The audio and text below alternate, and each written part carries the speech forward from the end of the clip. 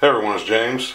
Today we're going to get into how to clean and dry burn the Kanger ProTank 2. So bear with me, let me get the camera set up, and this is the Kanger ProTank 2 with the removable drip tip. So give me a second and we'll get right into it. Alright, we got our Kanger ProTank 2 here. Unscrew the base of this and get this soaking in some water. I just let it soak in the sink. Take the drip tip off, same thing, let it soak. You've got your tank. Grab the top and the bottom of the tank and just unscrew. And the Kanger ProTank 2 does come apart. You've got your bottom here. Go ahead and soak that in water. You've got your glass midsection. Go ahead and soak that in water, and you got your top section. So go ahead and let that soak.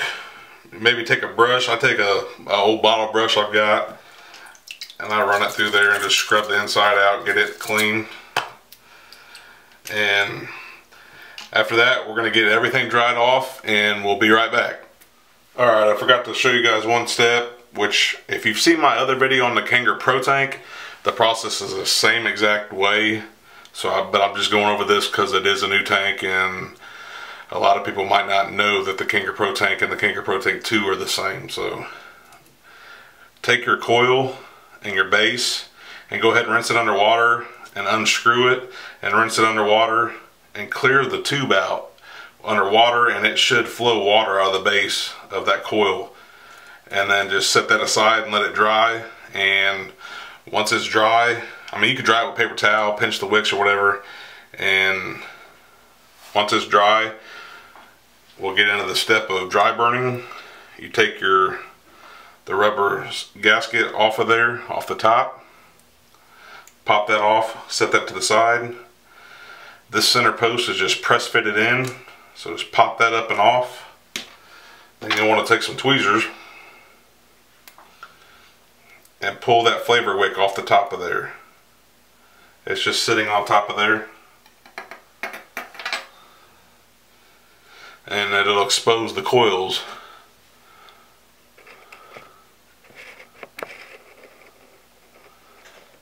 It'll expose the coils up under there, so you can wash that out, get that real clean.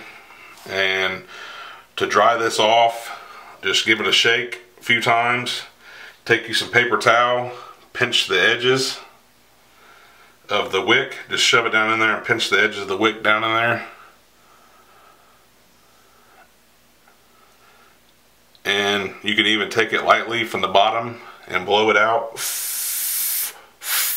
just lightly.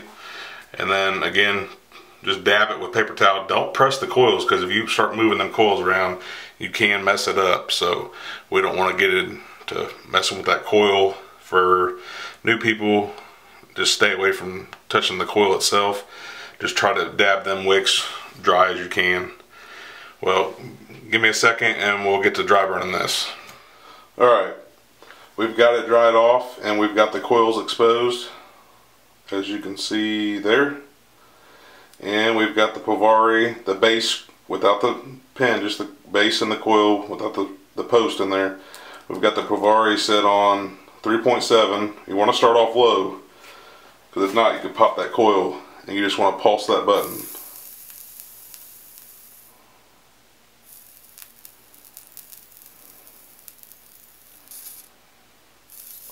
And I didn't do a very good job at drying this wick off, so it's going to take a minute. It's steaming that water off of there.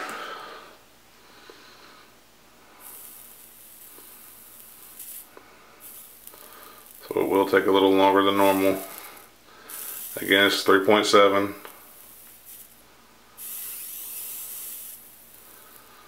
You can hear it. There it goes, it's starting to light up. Now I've done going into menu.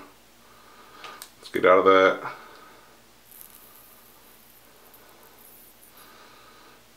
Just pulse it a few times.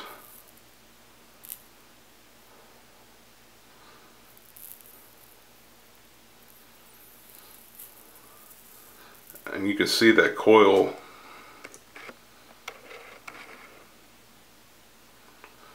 and that wick is a lot cleaner now down in there.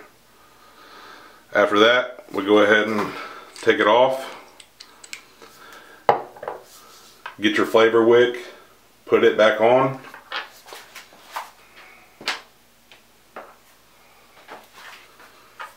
Set it back on there. And we'll start to put together. Hang on a second. Alright, you just take your shaft. I'm putting 2 flavor wicks back in there. If you're running a thick 50-50 juice or 100% VG, you might want to take one of those flavor wicks out. If not, it'll get some dry hits, and we don't want that. It's also a good idea to take a couple drops of your e-liquid and go ahead and, if you got the e-liquid you want to use, go ahead and drop them on those flavor wicks right there and the main wick underneath, and that'll eliminate any startup dry hits you might get. So just another tip right there, if you're getting dry scratchy hits and you know that you've got to put together right and everything's firing right, then try taking one of those wicks out. But try it first the way it comes. I'm not saying that you have to take them out, but you might want to take one of those out if you're getting dry hits. And then you just take your post and then snap it back on like so. Just make sure it's seated all the way, which it is.